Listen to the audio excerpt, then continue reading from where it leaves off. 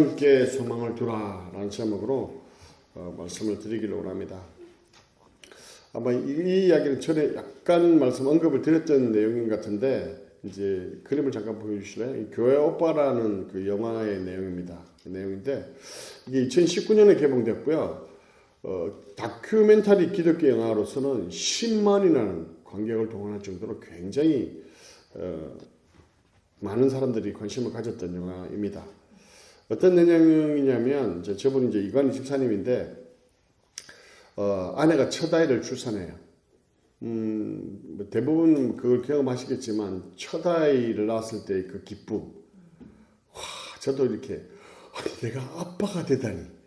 우와, 이 기쁨은 뭐, 이루 말할 수 없잖아요. 그렇게 좋아하고 있었는데, 그 기쁨도 잠시, 2주 있다가, 대장암 말기라는 소식을 듣게 됩니다. 완전 그냥 그 잔치상에 완전 막 찬물을 끼얹는 것 같은 그런 소식이죠. 그런데다가 그 아들을 치료하기 위해서 돕던 어머니가 갑작스럽게 수술하고 목숨을 끊으세요. 그것도 모자라서 아내마저도 혈액암 사기라는 판정을 받습니다. 거의 완전 메가톤급의 그 고난들이 이렇게 이 집사님의 가정에 몰려오게 됩니다. 아니, 이 정도의 고난이 몰려오면 어떤 반응을 보일까요? 하나님 정말 살아계십니까? 왜 나에게 이런 고난을 주십니까? 아니, 다른 사람들은 다 잘 지낸 것 같은데 why me? why? 왜 나에게만? 이렇게 반응을 보일 수밖에 없을 것입니다. 그죠? 오늘 우리가 나눌 본문에도요, 그런 고난 가운데 탄식하면서 하나님 앞으로 나아가는 한 사람에 대한 이야기를 오늘 제가 나누려고 합니다. 이번 주부터 이제 큐티가 시편이기 때문에 시편 설교를 계속 할 텐데요. 시편은 5권으로 구성되어 있습니다. 아시죠? 아시는데 1편부터 41편, 1편부터 41편이 한 권, 5권으로 구성되어 있습니다. 5권. 제가 5편이라 했네요. 5권으로 구성되어 있는데, 1권은 1편에서 41편, 2권은 42편에서 89편, 3권은 90편에서 106편, 맞나요? 72편, 89편, 맞아요. 그리고 4권은 90편에서 106편, 그 다음에 5권은 107편에서 150편, 이렇게 5권으로 구성되어 있어요. 그리고 이 5권마다 한 권마다 1권은 창세기와 연결되고, 2권은 출애굽기, 3권은 레위기, 4권은 민수기, 5권은 신명기와 연결돼서 그 내용들이 그 모세오경의 내용들을 담고 있다고 볼 수 있으면 됩니다. 그래서 시편 읽으실 때 그걸 좀 참고하시면 읽으시면 좋고요. 오늘 본문은 42편이면 몇 권일까요? 몇 권째일까요? 누가 첫 번째를 그랬으니까. 자, 이해합니다. 연세가 드셨기 때문에. 이권의 첫 번째 책이죠. 이권의 첫 번째 책. 그죠? 이번엔 첫 번째 책인데, 여기서 이번에 첫 번째 책을 성경책을 잘 보시면 거기에 시제가 나와요. 시의 제목이 나옵니다. 뭐라고 나옵니까? 고라 자손의 마스길이라고 이렇게 되어 있죠. 시편 1편은요, 1권은요, 41편 중에 37편이 다윗의 시예요. 그런데 이 2권은 어떻게 되냐면, 총 31편 중 18편이 다윗의 시입니다. 그리고 솔로몬, 기타 여러 사람들의 저작자인데, 8편이나 되는 시가 이 고라 자손의 시예요. 그래서 오늘 본문의 말씀은 고라 자손의 시이고요. 특별히 고라 자손의 마스길이라고 되어 있죠. 이 마스길이라는 뜻이 뭐냐면 교훈이라는 뜻이에요. 그래서 고라 자손의 마스길이라는 시제가 붙은 이유가 뭐냐면, 절망 중에서도 하나님을 갈망하며 이를 극복해가는 시인의 모습을 하나님의 백성들이 에게 합당한 삶의 지침과 분명한 교훈을 주고 있기 때문에 이 제목을 넣었다는 것이죠. 그래서 오늘 본문의 시에는 탄원시, 청원시, 비탄시, 여러 가지 종류가 있는데, 오늘의 시는 교훈시라고 할 수 있다는 것이죠. 자, 그렇다면 이 고라 자손이 시를 지었다고 하는데 고라 자손에게 어떤 일이 있었기에 이런 시를 지었을까요? 말씀을 한번 띄워주실래요? 같이 읽겠습니다. 민수기 16장인데요. 같이 읽겠습니다. 시작. 레위의 증손 고아세 손자 아히야라 아들 고라와 르벤 자손 엘리압의 아들 다단과 아비람과 벨라스의 아들 온이 당을 짓고 그 다음 이스라엘 자손 총회에서 택함을 받은 자 곧 회중 가운데 이름 있는 지휘관 250명과 함께 일어나 모세를 거스리리라 이렇게 됐죠. 이 고라 자손은 고라는 성막에서 봉사하는 레위 지파의 족장입니다. 그리고 보시다시피 굉장히 많은 사람들이 따를 정도로 리더십이 있던 사람이에요. 그리고 족장으로도 덕망이 있었다는 것이죠. 그런데 그가 다단과 아비람과 온과 다른 족장들 250명과 함께 모세와 하나님께 반역을 했다는 거예요. 그 결과가 어떻게 됩니까? 궁금하시면 16장 읽어보시고 제가 간단히 설명드리면 땅이 갈라져서 그 사람들을 다 지금 모세오경 열심히 읽으시니까 알겠구나. 맞습니다. 삼켜버립니다. 시험에 나올지도 모릅니다. 성경 퀴즈. 삼켜버려요. 우리가 알다시피 고려시대나 조선시대에도 보면 왕에게 대적해서 반역을 일으키면 어떻게 됩니까? 삼족이 멸족돼요. 삼족을 그냥 멸족시키잖아요.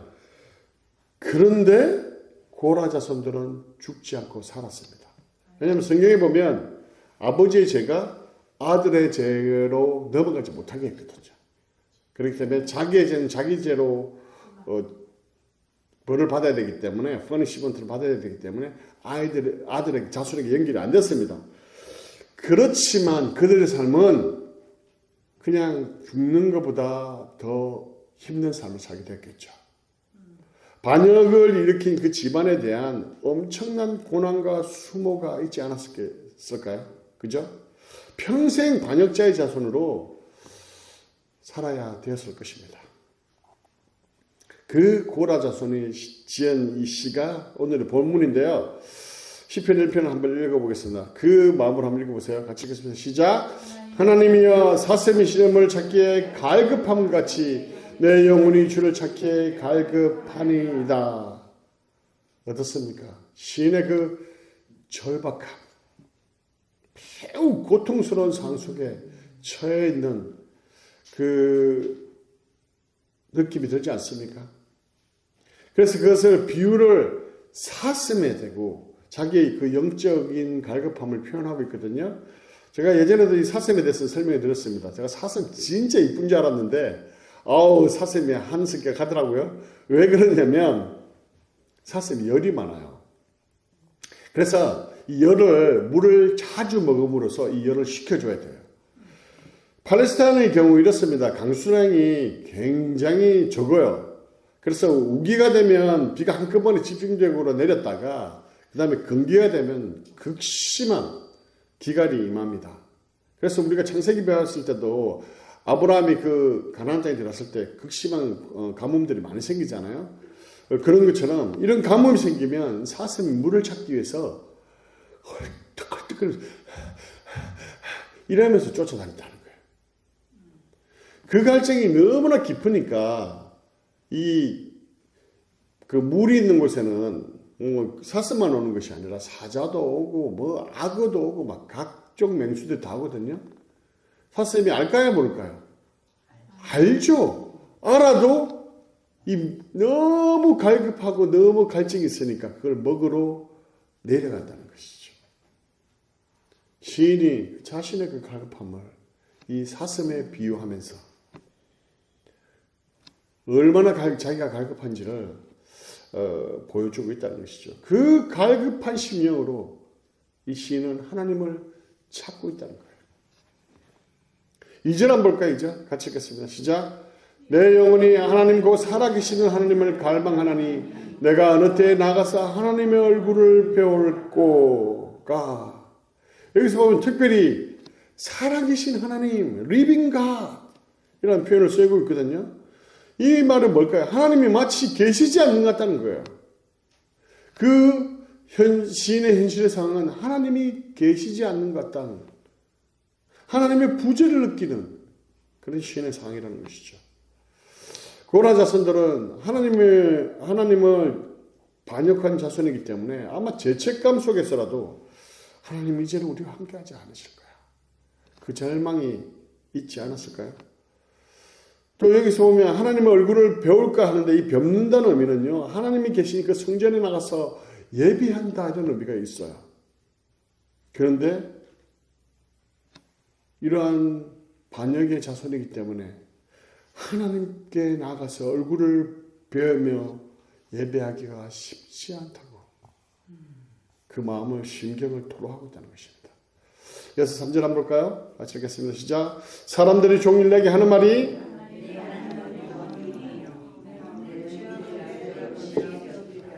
네, 시인의 그 힘든 마음을 또 3절에서도 볼 수 있죠. 내 하나님이 어디 있느냐? 그것도 한 번 이야기하는 게 아니에요. 종일, all day. I can do this all day. all day. 하루 종일 이야기하고 있다는 것이죠. 내 하나님이 어디 있느냐, 이 말은 하나님이 나를 버렸다는 뜻이에요. 그런 의미가 드는 것이죠. 반역한 너희와 하나님이 함께 하실 것 같으냐, 그 이야기를 하고 있다는 것입니다. 그러니까 얼마나 그 말이 마음이 아팠으면 눈물이 주야로 내 음식이 되었다 라고 표현하고 있다는 것이죠. 이 고라 자손들은 평생 동안 반역자의 후손이라는 이 주홍글씨로 고통받으며 살아야 했을 것입니다. 그 가운데 하나님께 버림받은 것 같고, 하나님께서 나와 함께 하지 않는 것 같고, 아니 어쩌면 죄인의 자손이기 때문에 죄책감으로 하나님의 예배의 처소로 나아가지 못하고 있는 그 갈급함이 있었는지도 모르겠습니다. 그래서 하나님께 나아갈 수 없는 그 상황이 너무나 힘들다는 것이죠. 또 만나는 사람들은 다 손가락질하며 그 수모와, 무엇보다 너와 하나님께서 함께 하지 않으실 것이라는 그 말은, 그 마음을 아마 찢어놨을지도 모르겠습니다. 특별히 하나님과 예배하지 못함으로 인해서 하나님으로 받은 그 인격적인 체험과 하나님께 주시는 힘과 그 은혜들을 경험하지 못하고 있다는 것은 너무나 고통스러웠다는 것이죠. 고라 자손의 모습처럼요, 우리가 고난 가운데 있을 때 이러한 절망 가운데 빠질 수 있다는 것이죠. 제가 한국에서 군복무를 했습니다. 1990년 1월 9일 날 입대해가지고요, 1992년 제가 다 외우고 있습니다. 시간이 오래됐지만 7월 9일 날 하루도 빠지지 않고 딱 30개월 딱 만기 다 채우고 나왔습니다. 제가 처음 훈련소에 입대를 우정부로 했는데요. 어정부 고충교육대로 가게 됐는데, 제가 이제 고향이 부산이잖아요. 그 부산은 1년 내내 눈이 하나도 오지 않아요. 근데 어정부는 눈이 막 많이 오더라고요. 와, 그러니까 너무 좋더라고요. 야, 눈이 오니까 너무 좋았어요. 와, 눈이다 해갖고 막 좋았는데, 이게 훈련소에 있다 보니까 이 눈 오는 게 좋은 게 아니더라고요. 눈 오면 밤에 깨워가지고 눈 치우라고 하고요. 와, 이게 이제 눈이 오면 막 이제 막, 와, 스트레스 받고 너무 짜증이 나기 시작하는 거예요. 와. 이렇게 훈련소에서 눈을 치우고, 또 훈련 굉장히 빡세잖아요. 막 엄청나게 굴리거든요. 그런데다가 또 밥은 찐밥이에요. 그러니까 딱 먹고 돌았으면 꼬로로로로 배가 고파요. 그런데다가 또 부대가 뭐 산골에 있잖아요. 자, 산골에. 얼마나 삭막합니까? 그래도 제가 있을 때는 그래도 뭐 그전에도 있었는지 잘 모르겠지만 주일이 되면 교회를 가든지 절에 갈 수 있습니다. 저는 어디로 갔을까요? 절에서는 막 떡도 주고요. 막 이렇게 비빔밥 이런 것도 주고 그랬습니다. 제가 어디로 갔을까요? 맞습니다. 제 교회로 갔습니다. 아무리 맛있는 것 줘도 저는 교회로 갔습니다. 근데 교회에서는 초코파이를 주셨어요. 얼마나 맛있는지 모릅니다. 그래가지고 교회 가 있으니까 공기도 바짝 안 들어도 되고, 얼마나 사람들 친절하고, 너무 좋은지 몰랐어요. 그 가운데 이제, 예배를 드리는데, 찬송을 부르는데, 군인들의 99.9%가 다 옵니다. 저는 울었을까요? 안 울었을까요? 맞습니다. 콧물로 막 눈물이 아무리 닦아도 계속 흘러냈습니다. 그때 예배가 이렇게 좋은 거구나. 그걸 처음 깨달았습니다. 그리고 가끔씩 그 군대의 선임하사가 그러면 안 되거든요. 근데 꼭 그래요. 주일날 작업병을 뽑아갖고 일을 시켜요. 평소 때는 군사훈련을 받아야 되니까. 그래서 뽑는데 이 뽑히면 주일날 예배 못 가요. 제가 기도를 했겠습니까? 안 했겠습니까?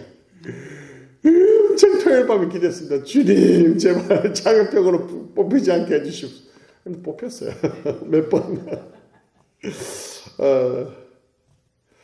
무엇보다 고라에게 힘들었던 것은요, 바로 예배할 수 없는 상황. 그게 아니었을까 생각합니다. 예배를 하면 그 예배 가운데 회복과 치료와 새 힘을 얻을 수 있는데 그걸로 하지 못했을 때 굉장히 힘들었을 것입니다. 그러나 특별히 고라 자손들은 성막에서 봉사하는 그런 잡을 가지고 있었잖아요. 그 일을 했던 사람들이잖아요. 그런데 그것을 하지 못했을 때 얼마나 힘들었을까요?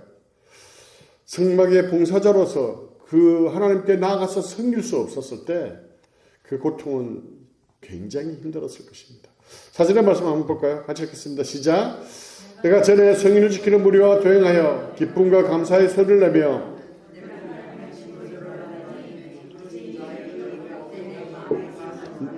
내 마음이 상하는도다.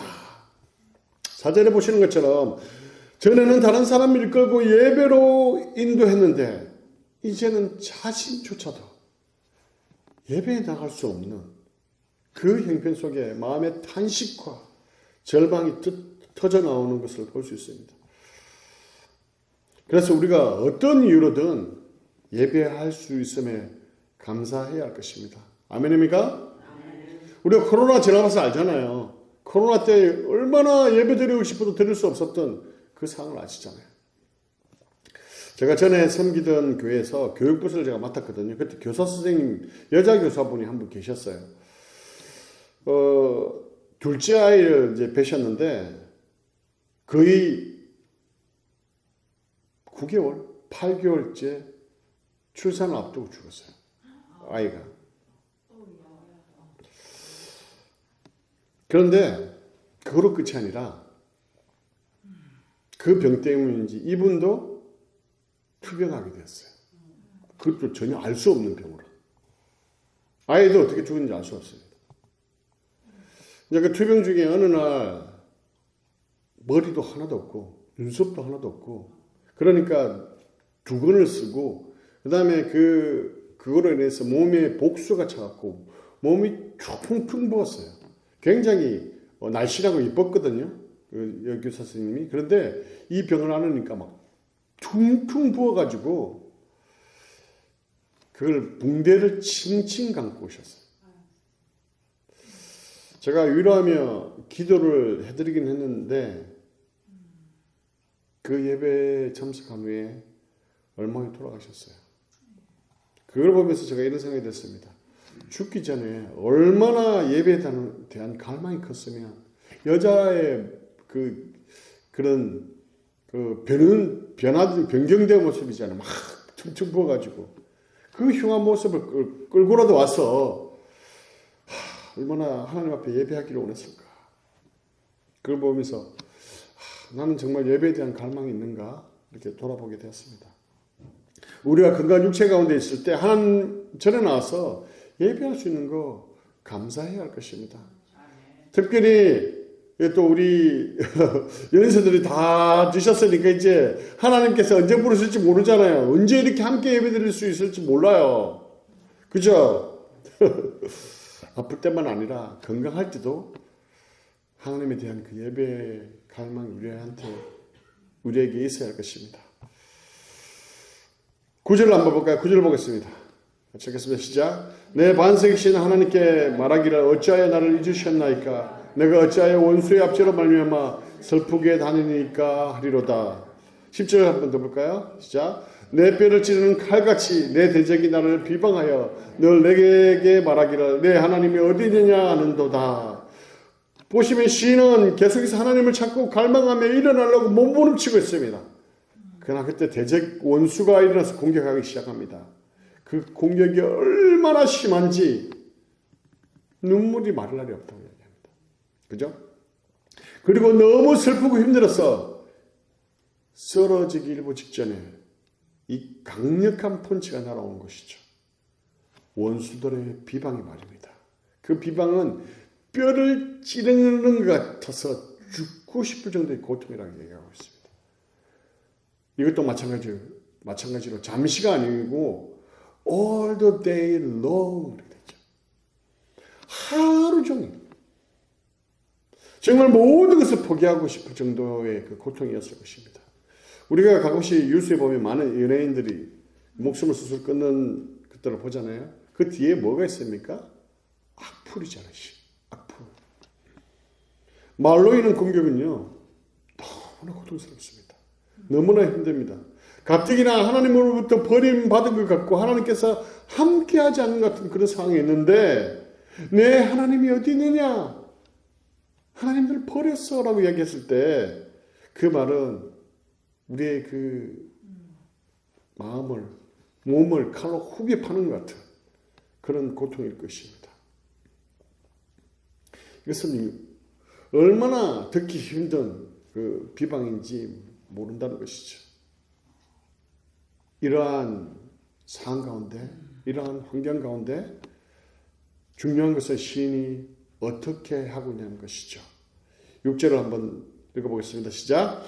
내 하나님이여 내 영혼이 내 속에서 낙심이 되므로 내가 요단 땅과 헤르몬과 미사산에서 주를 기억하나이다.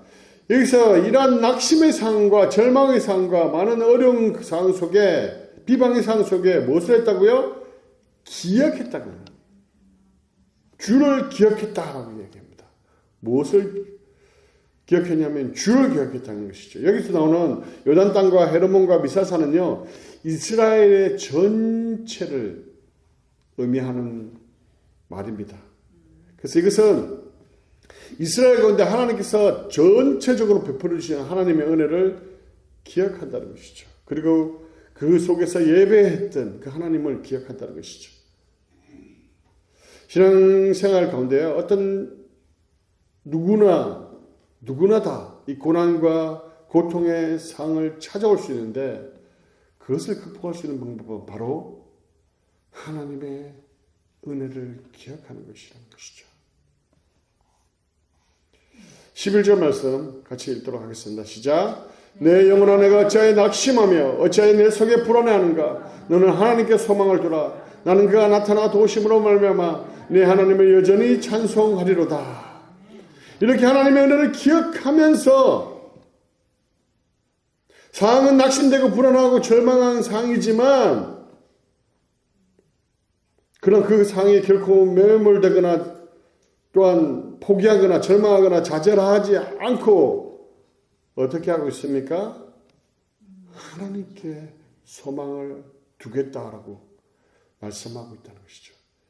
시인이 어떻게 합니까? 자기 스스로에게 그렇게 얘기하고 있다는 거예요. 내 영혼아 내가 어찌하여 낙심하며 어찌하여 내 속에 불안해하는가? 하나님께 소망을 두라. 이렇게 자신에게 이야기하고 있다는 것이죠. 사랑하는 여러분, 여러분들도 한번 이 시인처럼 자기 이름을 넣어서 한번 말씀해 보시면 좋겠습니다. 내 영혼아 내가 어찌하여 낙심하며 어찌하여 내 속에 불안해하는가? 창훈아 너는 하나님께 소망을 두라.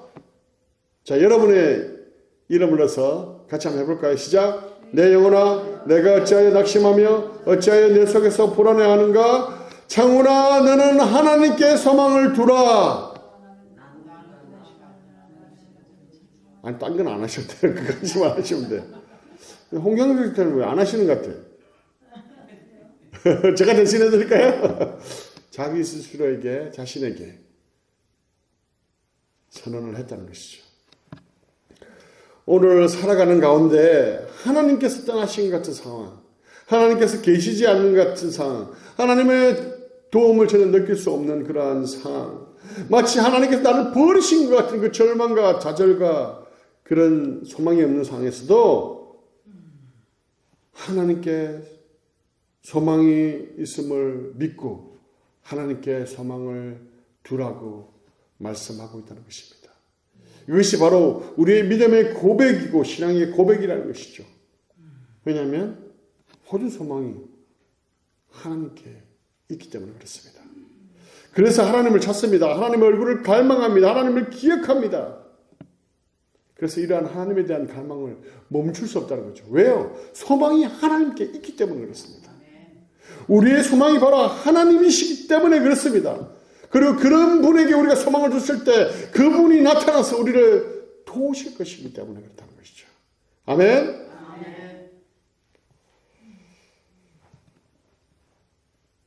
이관희 집사님의 그 이야기로 말씀을 마무리하기를 원하는데요. 이러한 고난한 상황에 이관희 집사님이 어떤 고백을 합니까? 자신은 대장암 사기였습니다. 어머니가 아들을 치료하다가 너무나 낙심되어서 너무 마음이 힘드니까 스스로 목숨을 끊었습니다. 거기에다가 아내는 혈액암 사기라는 이러한 극한의 상황을 맞이했습니다. 보통 이 정도면 어떻게 할까요? 아마 극단적인 생각을 많이 하겠죠. 아니면 하나님을 아예 완전히 떠났을지도 모르겠습니다. 그러나 이분은 그러면 그럴수록 더 하나님 앞으로 나갔다는 거예요. 왜요? 하나님께 소망이 있음을 알기 때문에 그렇습니다. 고난이 점점 더 거세지면 거세질수록 하나님을 찾고 하나님에 대한 그 갈망으로 하나님 앞에 나아갔다는 것입니다. 그리고 오히려 찬송했다는 것이죠. 하나님의 은혜 때문에 지금까지 올 수 있었다는 그 고백이 있기 때문에 그렇습니다.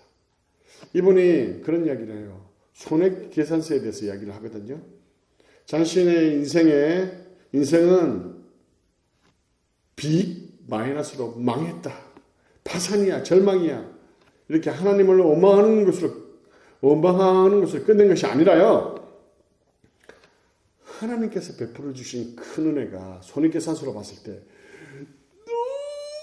너무나 큰 거예요. 그러니까 지금 현재 당하는 그 고난들, 그거는 내가 받은 그 은혜를 결코 넘어설 수도 없고 조그만 일부밖에 되지 않는다는 거예요. 그래서 내 인생에 결코 마이너스일 수가 없다는 거예요. 그리고 이런 고백을 합니다. 난 이 고난을 통해서 하나님 앞으로 더욱더 성결하게 온전한 자로 서고 싶다. 이런 고백을 합니다. 과연 무엇이 이 생사의 기로 앞에 이런 고백을 할 수 있게 했을까요? 과연 무엇이 이러한 신앙의 삶을, 믿음의 삶을 살아가게 할 수 있었을까요? 바로 하나님께 소망을 두었기 때문에 가능하다는 것입니다. 사랑하는 성도 여러분, 우리가 삶을 살아가는 가운데, 신앙생활을 하는 가운데 때때로는 하나님이 나를 버리신 것 같고, 때때로 하나님께서 나와 함께하지 않는 것 같고, 불안하고 절망하고, 때로는 제가 너무 많아서 하나님께서 나를 도와주시지 않는 것 같은 그런 상황을 느낄 때가 있을 것입니다.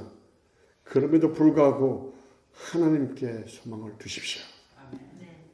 사슴이 시냇물을 찾기에 갈급한 같이 하나님을 찾으십시오. 큐티 가운데, 말씀 가운데, 찬송 가운데, 말씀을 읽는 가운데 하나님을 찾고 기억하십시오. 반드시 하나님께서 나타나셔서 도와주실 것입니다. 이 믿음으로 여러분이 다가오는 고난들, 절망들, 어려움들을 넉넉히 이기시는 여러분 되시기를 주님의 이름으로 간절히 축원합니다.